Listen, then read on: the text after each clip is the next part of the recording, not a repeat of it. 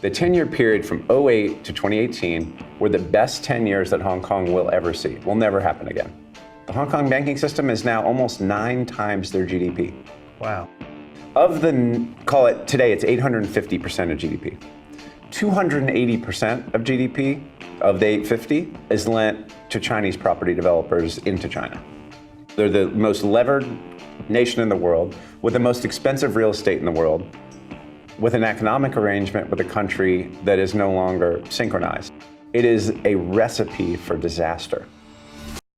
Fast forward from 84 to 92, when the US entered its Hong Kong US Policy Act. Both Great Britain and the US treat Hong Kong as its own sovereign, as long as it maintains autonomy in its economic affairs, in its legislative affairs, and in its rule of law. But what have they lent against in Hong Kong? Because this has got to be the key, right? So the US is the housing market. This is the fun one. So of the, call it today, it's 850% of GDP. 280% of GDP of the 850 is lent to Chinese property developers into China. Wow. The rest is lent to domestic SMEs and mortgages. So of the Hong Kong money, the banking system, is most of that debt? Oh, yeah. Debt in China. Oh, yes. Chinese debt. All I'm saying is domestic private sector credit to GDP is 300%. Banking assets to GDP are 850. So they're the most levered nation in the world, with the most expensive real estate in the world, with an economic arrangement with a country that is no longer synchronized. It is a recipe for disaster. The HKMA had a decision to make, right? Either revalue the peg or suffer a massive debt deflation. Yeah. And now their debt was nowhere near what it is today. Fascinating thing about their banking system, their mortgages, their assets, their loans in their system, the substantial majority of all of those loans indexes to 1-month HIBOR, their overnight lending rate, and they all reset every month. So if you look at the IMF's Article 4 review of Hong Kong, the number one risk is the fact that all the loans are floating and indexed to 1-month HIBOR. So then the other preconception is right now, same as it was back then, is Hong Kong has unlimited balance sheet, the HKMA. You know, because just 2 years ago, that was about 170 billion Hong Kong dollars. It's real money. Yeah. In the last year, they've spent 80% of that money defending the peg. 80. Wow. They have 50 billion Hong Kong dollars left. Call it 6 billion US dollars left before all of a sudden they're going to have to make a decision. Now, can they go find some other money in their economy somewhere, somehow, to keep defending the peg? It's actually similar. Do we think that it's anomalous, that this attack is speculators, or is it the macroeconomy telling us that maybe the peg's not pegged to the right thing? Yeah. And maybe not the value is the right value.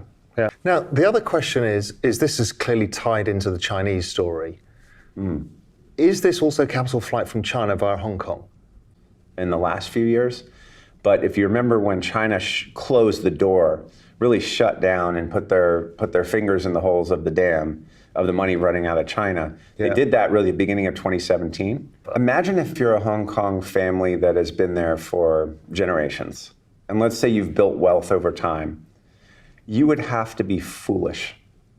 In a freely convertible market, you'd have to be foolish to leave it Hong Kong dollars, given the macroeconomic instability of Hong Kong. And I sat and talked with you and explained to you how bad the macro is, and then you say, well, it's probably going to be a political situation. So I don't care. I'd rather own US dollars tomorrow. The moment that China started actually floating a proposal to be able to extrajudicially grab someone off the streets of Hong Kong and take them to China without any court proceeding, that's scaring the Hong Kong, not only the Hong Kong elite, but the 85,000 Americans that live there. If this becomes law, more importantly, it goes back to this word autonomy. The Brits agreement with Hong Kong and the US agreement with Hong Kong, for instance, the 1992 US Hong Kong Policy Act is re-ratified annually. So the State Department submits a report to the president, and then it's up to the president to either take the State Department's recommendations or do whatever he wants to do. If he determines that they are no longer sufficiently autonomous, we can treat Hong Kong as China. Well, that changes the entire complexion of Hong Kong's economy. Meaning, all of a sudden, all the tariffs, all the restrictions, all the rules of trade that we engage with China on, we start treating Hong Kong that way. Today, Hong Kong is treated as its own sovereign. There are no tariffs. It's free trade, unabated free trade. And as long as, again, they maintain that autonomy, we honor that agreement. If this law goes through, it is a clear violation of our Policy Act, and it's a clear violation of the Brits' agreement with Hong Kong. So if the wealthy in Hong Kong either convert to dollars or start leaving, which I think both will happen, then Hong Kong's finished.